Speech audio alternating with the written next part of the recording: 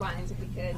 You know your age friend. Martha, you're not going to get to hide in the back. Please do keep your lines muted until the end of the press conference. You will have the opportunity to ask questions. Could you guys take one big step forward? Absolutely.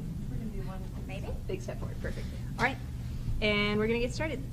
With that, Attorney General Bob Ferguson. Thanks, Brianna. And Brianna, we do have a few people on the line as well. Is that right? Good. I'll make sure I ask if there's questions there as well. Hey, good morning, everybody. Thank you so much for joining us today. We really appreciate it. I'm joined by a large number of folks from the Office of the Attorney General who do all the work on these cases related to the opioids epidemic that we'll be talking about today. So I'll be thanking them later on, but I want to start with a thank you to them because their work makes these outcomes and these cases possible. So today we're here to make two announcements related to these efforts on the opioids epidemic. And first, we've now reached a major milestone in this initiative. With the resolution of several cases today that I'll detail shortly, we have now recovered more than $1 billion for treatment and other proven strategies to combat the opioid crisis. Second, our work is not done. While we've resolved some of our investigations and we'll announce the in individual cases and dollar amounts, we're pressing forward with additional lawsuits. So we'll also be announcing a major lawsuit filed here in King County Superior Court against 3 national pharmacies for their role in fueling the opioid epidemic. The lawsuit asserts that these pharmacies failed in their duty to serve as a check against the flood of opioids in our community. The lawsuit names Albertsons, Kroger, and Rite Aid, and chain pharmacies that they acquired, including Safeway, QFC, Fred Meyer, and Bartell Drugs. In addition to this lawsuit, today I'm announcing that I'm resolving our office's investigations into 2 other national pharmacy chains, including CVS and Walgreens. We're also resolving investigations against 2 opioid manufacturers, Allergan and Teva.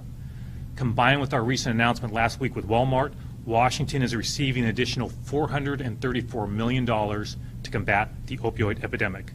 Combined with previous actions, lawsuits that we've had in the past, the legal team has now recovered more than $1.1 billion to fund state and local government efforts to combat the opioid epidemic. Importantly, I really want to underscore this, I'm always asked about this, it's a good question to ask, all these funds must be used to combat the opioid epidemic. That's how the funds must be used, that's how the settlements are structured, that's how it has to be done.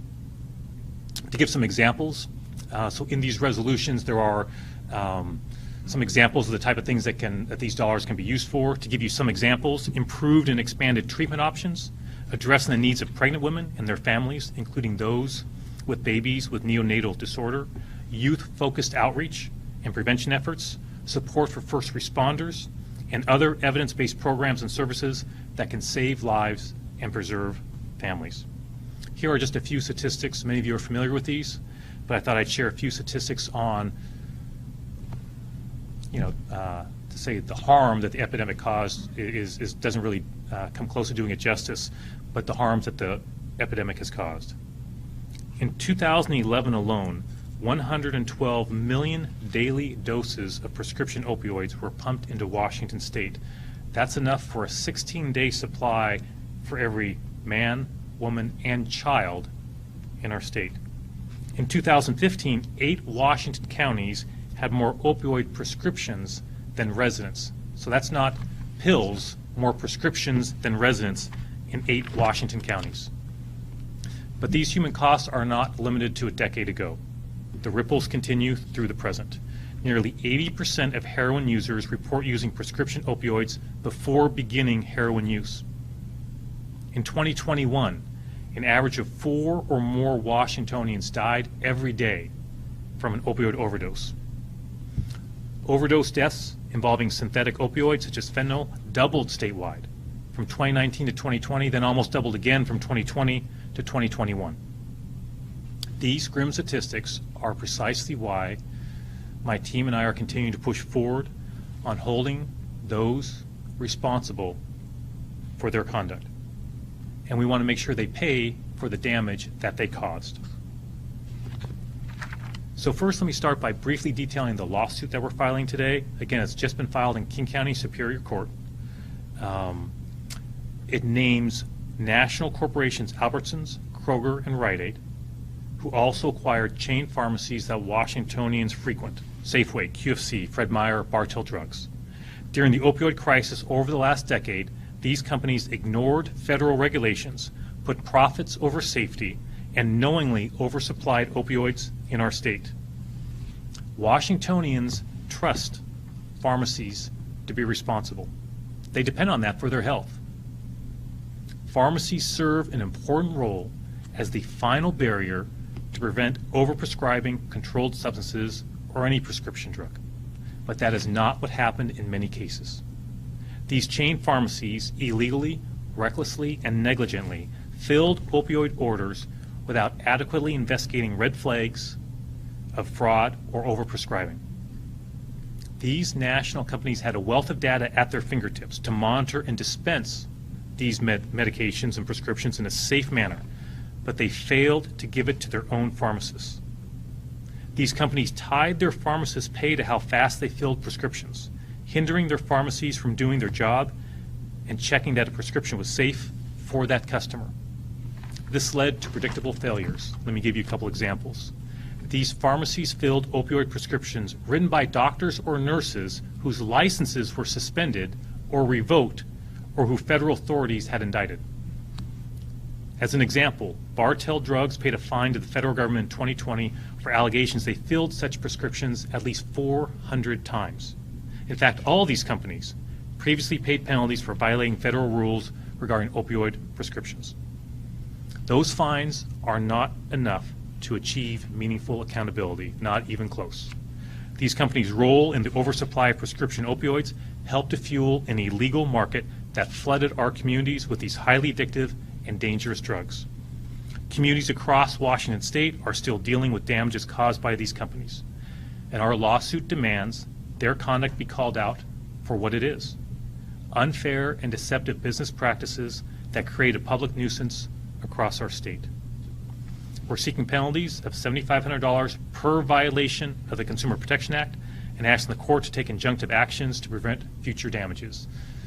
As this case goes forward, we'll be detailing before the judge a precise penalty amount, but obviously, as all these cases involve very, very large sums of money, and we will be alleging many, many thousands of violations of our Consumer Protection Act. Secondly, in addition to filing this lawsuit, we are entering into resolutions with 3 other national pharmacy chains and 2 opioid manufacturers. So just take a step back. We have lots of litigation, lots of investigations going on related to the opioid epidemic. And so first, we're filing this new lawsuit. Number 2, we're announcing the resolution of multiple investigations against some of these companies, settlements from our investigations.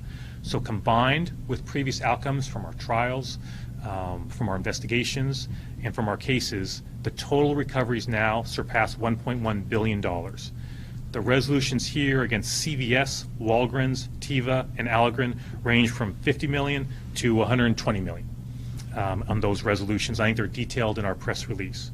And last week, we announced a resolution with Walmart, who's paying $62 million.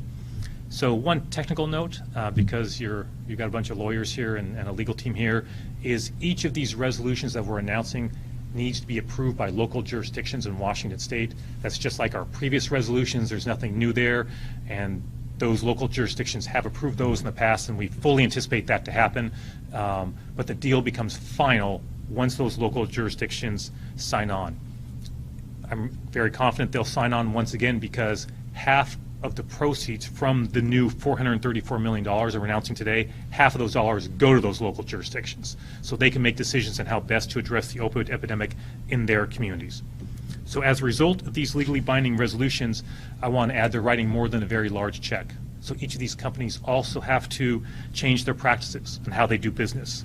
They have a legally binding responsibility now to tightly monitor opioid prescriptions and prevent patients from seeking multiple prescriptions.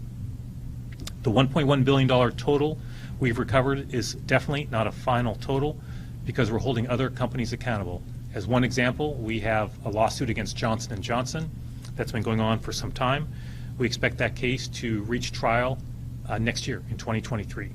And we look forward to holding Johnson & Johnson accountable in a courtroom here in Washington state on their conduct.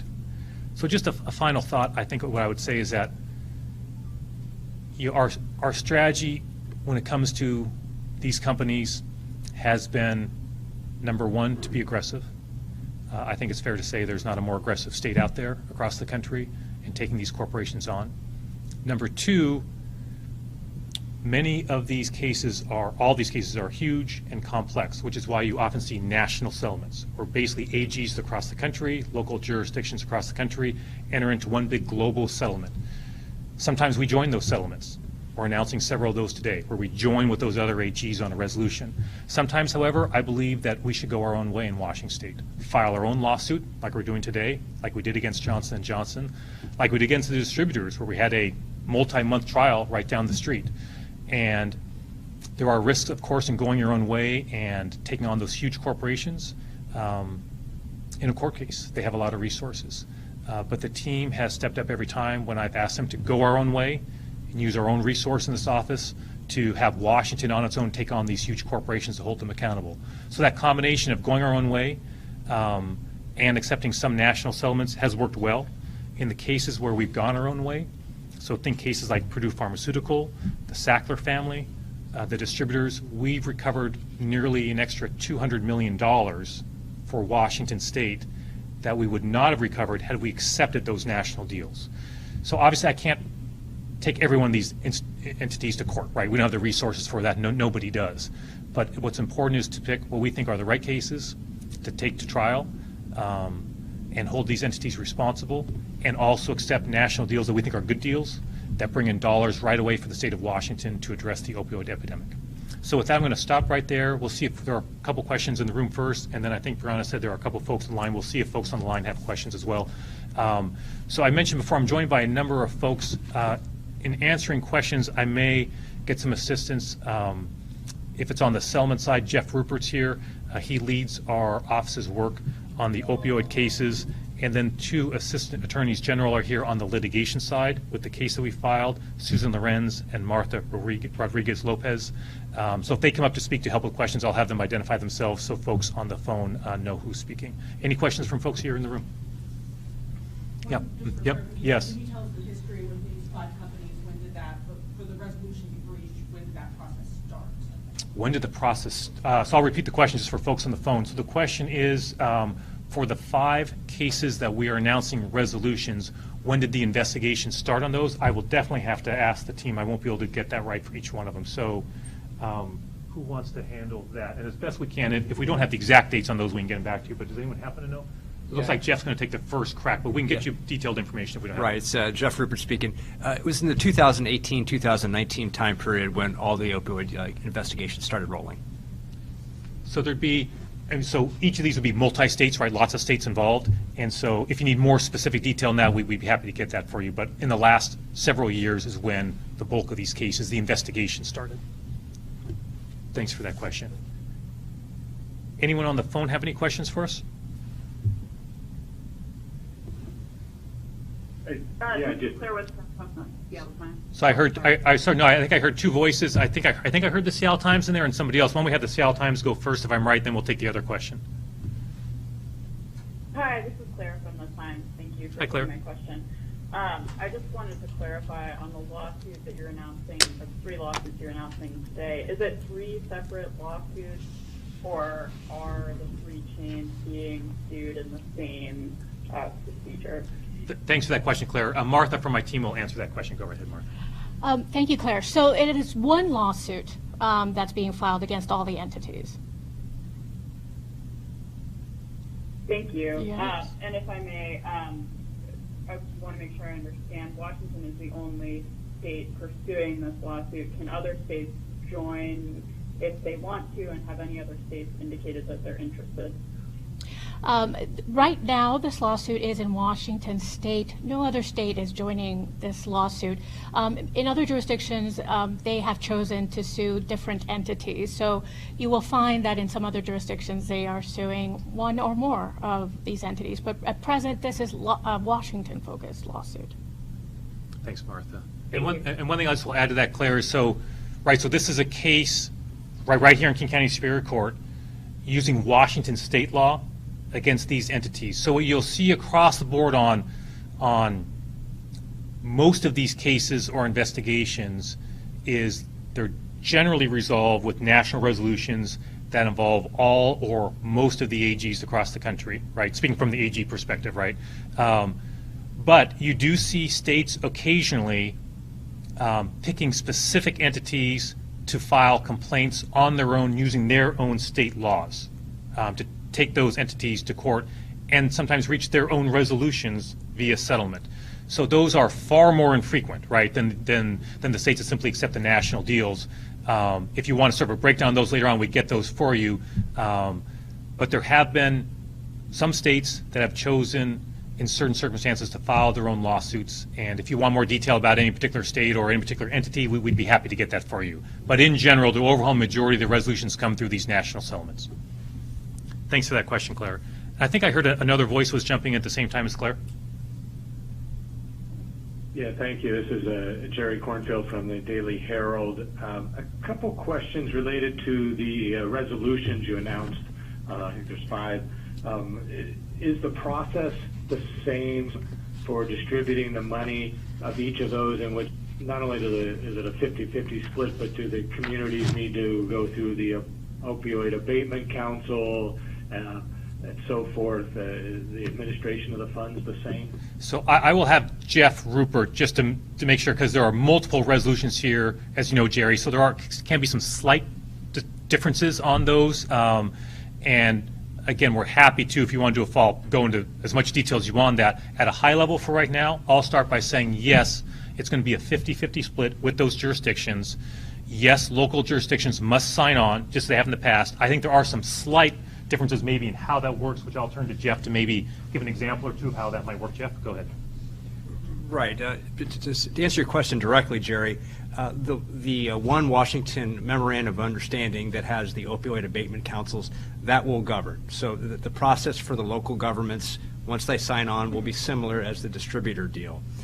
What Bob was referring to is that just for us to get a deal, it's a little different than the distributor situation, where it was very Washington focused and we needed 115 local governments to sign on. Here we're going to look nationally about the number that sign on, but we very much expect all 126 local governments in Washington to join. Again, they joined last time, and we're working with them throughout, and they've been good partners, and because they get to decide how to use these resources in their communities. Thanks. And Jeff, no local jurisdictions have lawsuits against these entities, right? They do have them, yeah. They do have them. So Jerry, just to add to that, so there are some, as I think you know, right? Some local jurisdictions have their own litigation, just as they did in previous resolutions.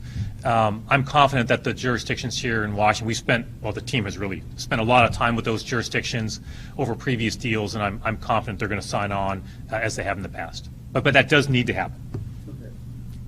So if I could just a couple related follow-ups, then the national, what about legal fees? How are those handled in each of these resolutions? I know that since these are national, is there a national legal fee fund, or is a portion of the $434 million going to legal fees for the state and locals? There's a national legal fee fund. It's broken down into a number of different subcategories, but that's in the national settlement documents. And if you have questions, I'm happy to point you to them offline. Thank you, Jerry. This is my last one. Oh, yeah, go ahead. Go ahead. Last question, just on the same train. The big one in May, the $500 million against the distributors. How much has the state received its first check? I guess it's a double payment. How much did it receive? Yeah, Jerry, we've received the legal fees portion of it, and we soon expect to receive, likely next week or in mid-January, the remainder of it. What's happened is the distributors have paid a settlement administrator for the abatement amount, and the settlement administrator is in the process of getting the local governments and the state to sign up for certain things, and then payment's going to go out very soon. And so just to elaborate a little bit, Jerry, I sort of took out on my talking points. My team provided them, but I took out just because I didn't want my comments going too long. But for each of the 4 resolutions that we're announcing today, the time period in which the entity is going to pay the state varies. If that's not detailed in the press release, I think it is. We're happy to get that for you. But just since you're asking, CVS is paying $110 million over the next 10 years. Walgreens is paying $120 million. I'm using round figures. $120 million over the next 15 years. Teva, $90 million over the next 13 years. Allergan, $50 million over the next 7 years. And Walmart, which we did that deal last week, I believe, if I've got my timing right, they're paying $62.6 million. 97% of that amount is paid in the first year. So each one's a little bit different in terms of when that money comes in. If you want any, we're happy to provide as much. I know you've asked in the past about some of those issues. We're happy to provide the details of that if you're interested. Any other questions from folks on the line? One more for- Oh, yes, sorry, go right ahead. Yes, I was gonna absolutely. ask you what, you just kind of bigger picture, what is the message you want these resolutions to send to these companies going forward when it comes to their obligations? Yeah, the message I want to communicate to these companies is twofold. Number one, their conduct caused massive suffering in our state. You know, in pursuit of profits, they ignored the law. These are sophisticated companies. They can hire, you know, excellent lawyers to advise them. They made certain choices. And you travel anywhere in this state and you can see visually the consequences of that action, and, you know, in the privacy of homes you don't see it, but there's a lot of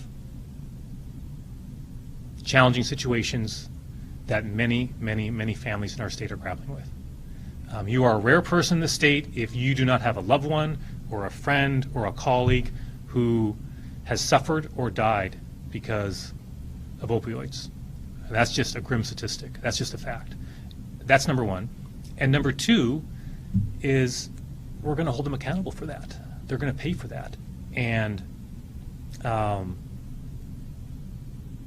you know, it's partly why, to your question, it's partly why I don't simply accept every national deal, right? Is that those national deals are good, and I've accepted a number of them. But on their own, I don't think they're enough.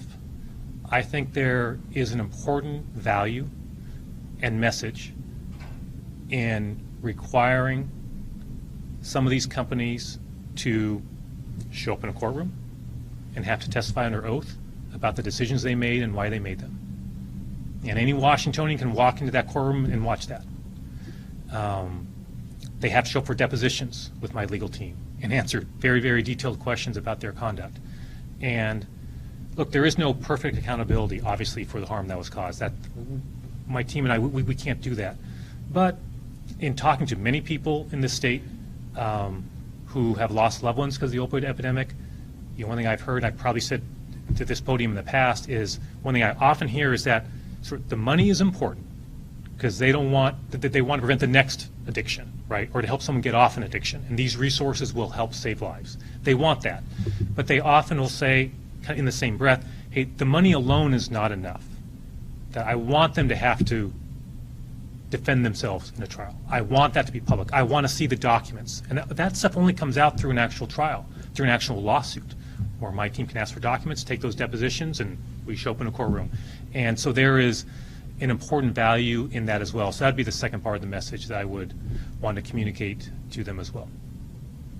Thanks so much for being here. And for those online, Jerry, feel free to follow up if you've got questions. I know you have in the past. We're happy to get you that information. And I hope you all have a safe day out there traveling. Thanks so much, everybody.